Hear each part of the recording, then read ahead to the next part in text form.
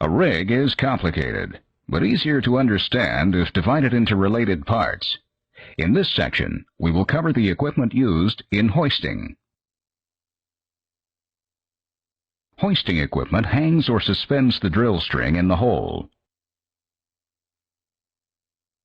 It also allows the driller to raise and lower the drill string into and out of the hole. Further, it allows the driller to adjust the weight on the bit, which is required to make the bit drill. The equipment used in hoisting is shown here. The crown block,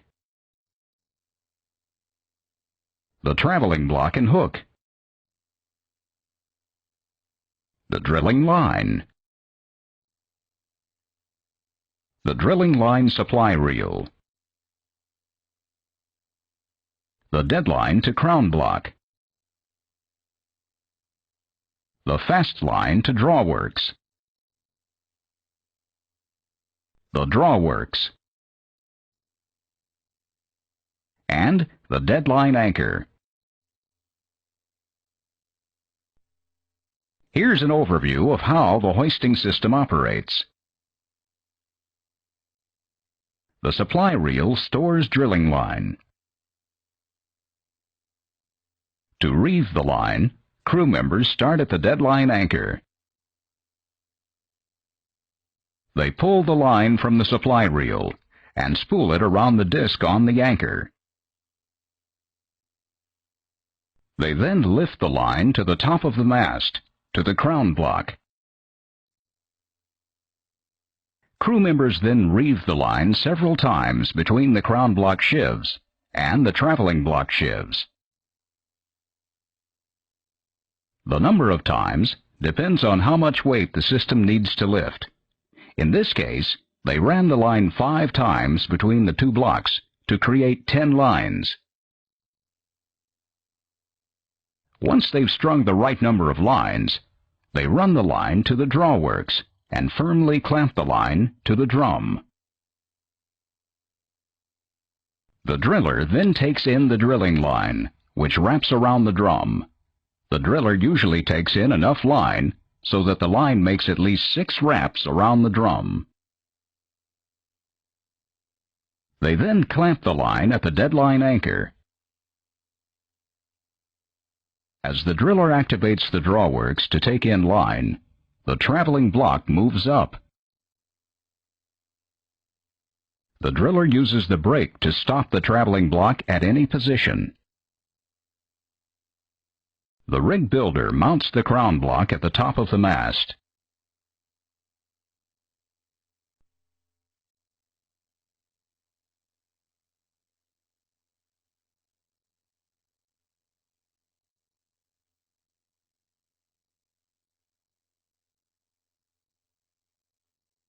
The crown block has several pulleys, called sheaves.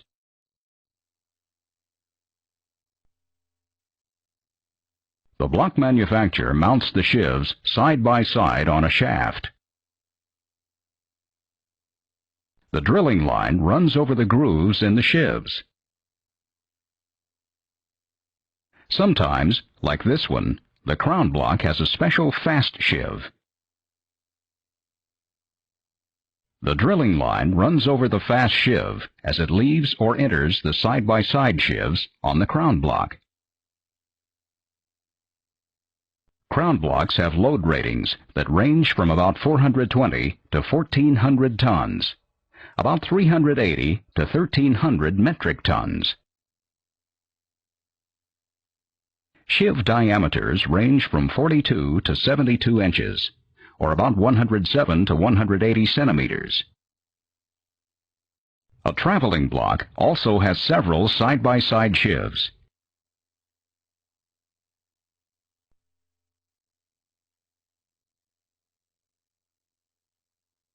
A steel housing encloses them. Crew members thread or reeve the drilling line over the sheaves.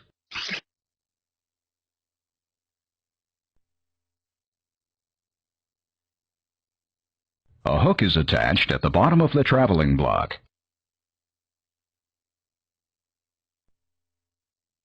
The hook suspends the swivel, kelly, and drill string, or a top drive and drill string. This is a traveling block on an offshore floating rig. It has a drill string motion compensator. The motion compensator is between the traveling block and the hook. Offshore floating rigs move up and down with sea movements. The motion compensator maintains drill string position by counteracting up and down vessel movement or heave. On some semi-submersibles and drill ships, rig owners mount the motion compensator on the crown or the top of the derrick. The compensator eliminates the motion of the drill string from the hook to the bit. As the vessel moves up and down, hydraulic pressure inside a piston and cylinder keep the hook in a fixed position relative to the seafloor. The compensator keeps the drill bit on the bottom of the hole, within the weight-on-bit limits set by the driller. A typical compensator can compensate for up and down movement as much as 15 to 25 feet, 4.5 to 7.5 meters. Typically, two sizes of motion compensator are available. One can handle loads up to 400,000 pounds, or about 180,000 kilograms. Another one, which is bigger, can handle loads up to 600,000 pounds, or about 270,000 kilograms. Some traveling blocks have built-in hooks. They are a single integrated unit. The combination hook block is shorter and therefore allows more traveling distance when mast height is limited. Typical combination hook blocks have load ratings ranging from 175 tons to 650 tons, about 160 to 590 metric tons. Some traveling blocks and hooks are separate units. In this type, the bail of the hook fits into a clevis on the bottom of the traveling block. Crew members suspend the swivel and drill string from the hook.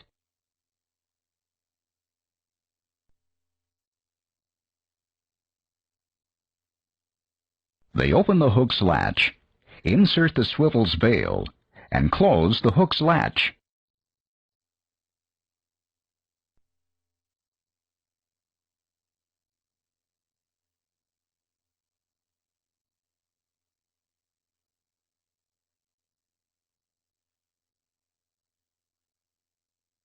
A safety catch ensures that the hook stays latched.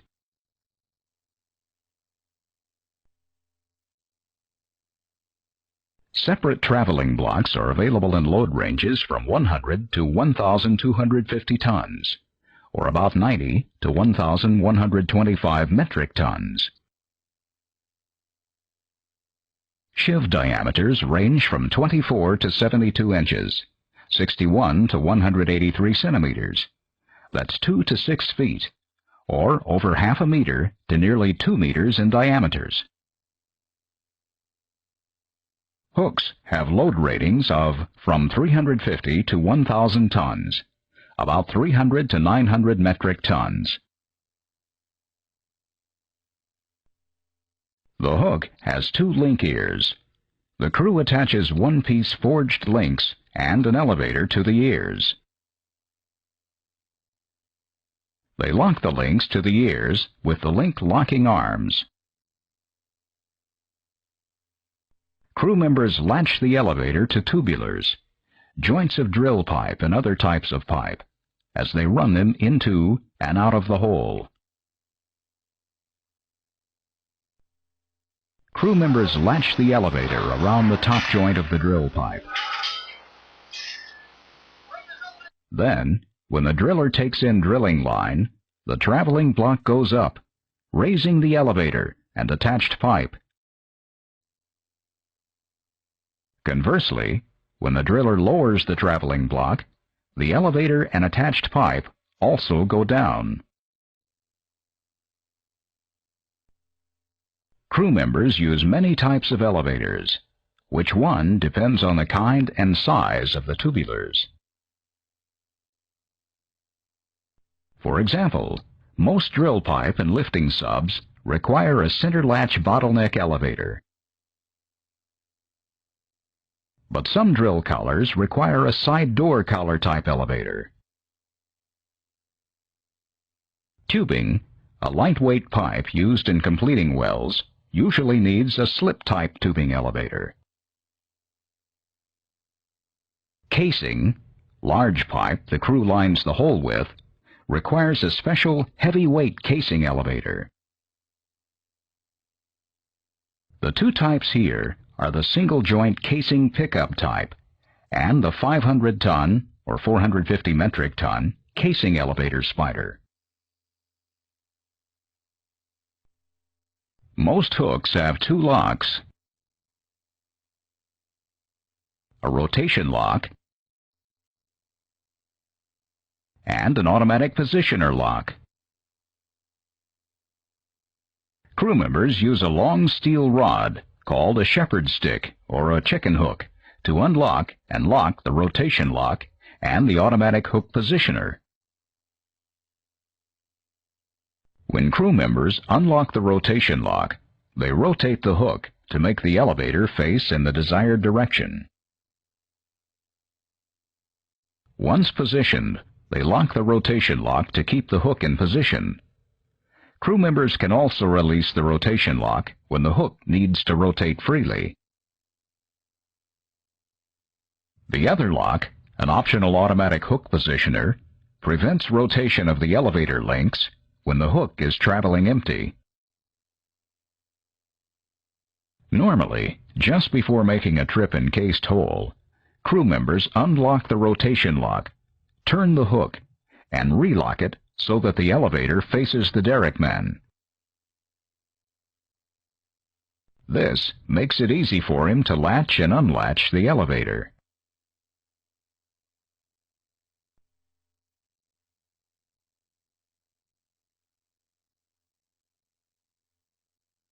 If crew members are tripping pipe in open hole, they activate the automatic hook positioner.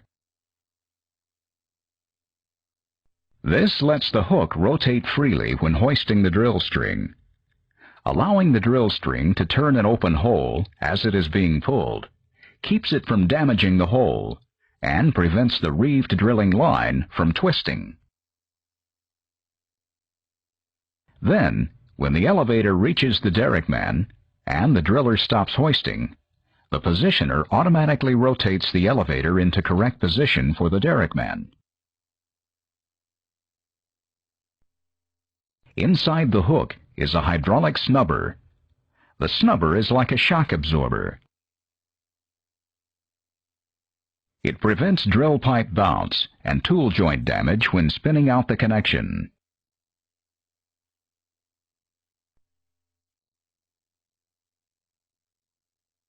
Drilling line is high-strength, heavy-duty wire rope. The manufacturer braids several wires together to form the rope. Drilling line comes in diameters ranging from 7/8 of an inch to 2 inches, about 22 to 51 millimeters. Crew members string or reeve drilling line between the crown block and the traveling block. The more lines they reeve, the more weight the system can support. Here, for example, they reeve the line 5 times between the blocks, so that 10 lines support the traveling block. Here's the crown block and traveling block strung together by drilling line. Note how the traveling block goes up and down as the driller takes in or lets out drilling line. The dead line is drilling line that runs to the dead line anchor. The fast line is drilling line that runs to the drawworks. Notice the 5 wraps of drilling line between the crown and the traveling block. 5 wraps makes for 10 lines. 10 lines can lift 10 times the weight of a single line. Also notice that the crown block has one more sheave than the traveling block. This extra sheave is for the fast line. Drilling line comes to the rig on a large supply reel. Normally, crew members string the needed amount of line through the traveling and crown blocks and onto the drawworks. Then, they keep the extra line on this supply reel. The reason they keep the extra line is for a slip and cut program. As the driller raises and lowers the traveling block and its associated loads, the drilling line wears. It tends to wear more where it passes over the traveling block sheaves and the crown block sheaves. The line has to bend around the sheaves, and this puts extra stress on it. The line also wears more where it reaches the end of the drawworks drum. It has to reverse direction here and start back the other way on the drum. This direction change puts extra stress on the line.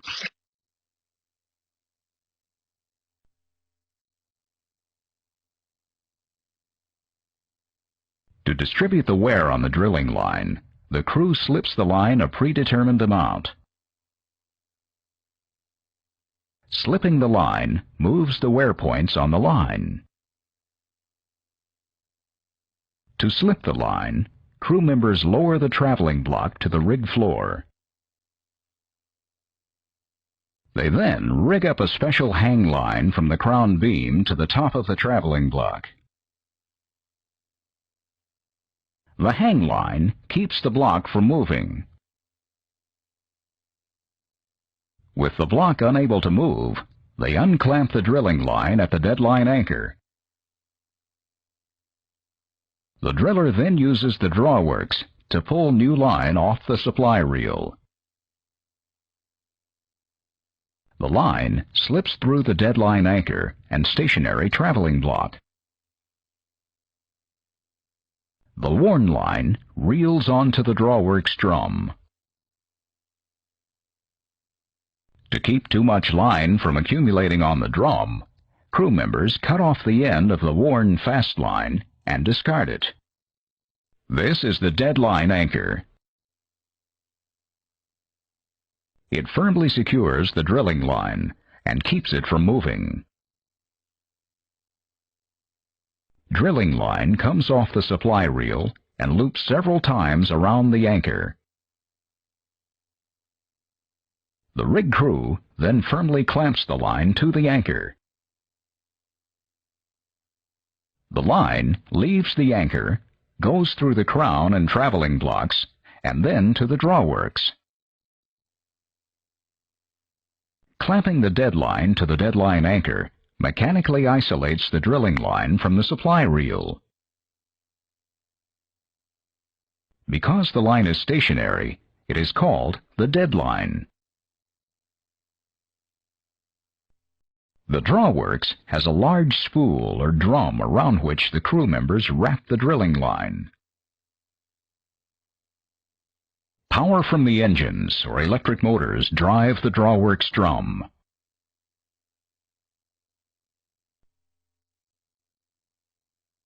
When the driller activates a control and releases the brake, the drum reels in drilling line.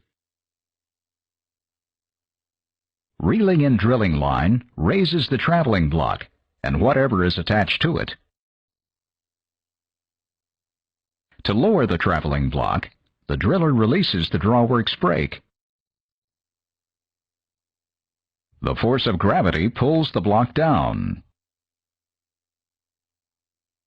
The driller controls the descent by applying the brake to slow or stop the downward travel. The smallest drawworks are around 550 horsepower, while the largest have 4,000 horsepower, about 400 to 3,000 kilowatts. Small drawworks can handle wells drilled to around 3,000 feet, 1,000 meters deep. The largest can handle 40,000 foot or 12,000 meter depths. When the driller moves the brake handle down, the drawworks brake bands exert friction on both rims of the drum. We're only showing one rim to keep it simple. This friction slows or stops the drum. When the driller lifts the brake handle a small amount, tension on the bands eases. With tension eased, the drawworks drum rotates a small amount to gradually lower the load. When the driller lifts the handle up fully, the bands do not touch the drum rims at all. The drum rotates freely, and the load drops in free fall. Many new drawworks use a disc brake system. Disc brakes are more efficient than drum brakes. A typical disc brake system consists of three major components. Two discs, one on each end of the drum. A hydraulic operating system, which you can't see here. And caliper and pad assemblies. The system has 6 service calipers, 3 on each disc, and 2 emergency calipers, 1 on each disc. When the driller engages the brake, hydraulic pressure pushes in the pads inside each service caliper. The pads contact the disc and slow or stop the drum. If hydraulic pressure fails, the emergency calipers set automatically. Mounted on the end of the drawworks drum shaft is an electrodynamic brake. It is an auxiliary brake that uses powerful electromagnets. The electromagnetic force works against the turning force of the drawworks drum shaft. It assists the mechanical drum or disc brake you just saw. It controls the speed of the load as it goes down. The driller cannot control the load speed with the drum or disc brake alone. The weight of the load, plus the tremendous inertia it creates when moving, is just too great. So, the driller activates the electrodynamic brake. The electrodynamic brake provides most of the braking force when the drawworks drum is turning.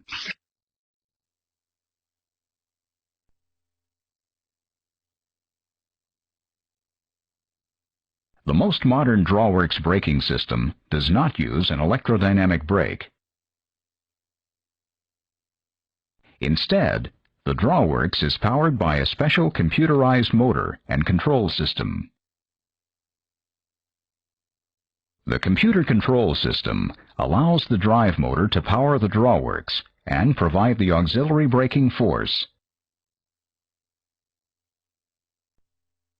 Mounted on the drawworks, near the drawworks drum, is a crown saver, or a crown-o-matic, a brand name. A crown saver keeps the driller from accidentally raising the traveling block into the crown block. It has a probe that activates an air-actuated toggle switch if the driller takes in too much drilling line onto the drawworks drum. Too much line indicates that the driller has raised the traveling block too high in the mast. If he raised the block any more, it would crash into the crown block or separate the rotary hose, causing a lot of damage. Too much line on the drum activates the toggle switch. The switch then immediately engages the drawworks brake and disengages the drawworks clutch. Clutch disengagement disconnects the drawworks drum from its power source. The latest drawworks use an electrically actuated crown saver system, but still maintains the pneumatic crown saver as backup.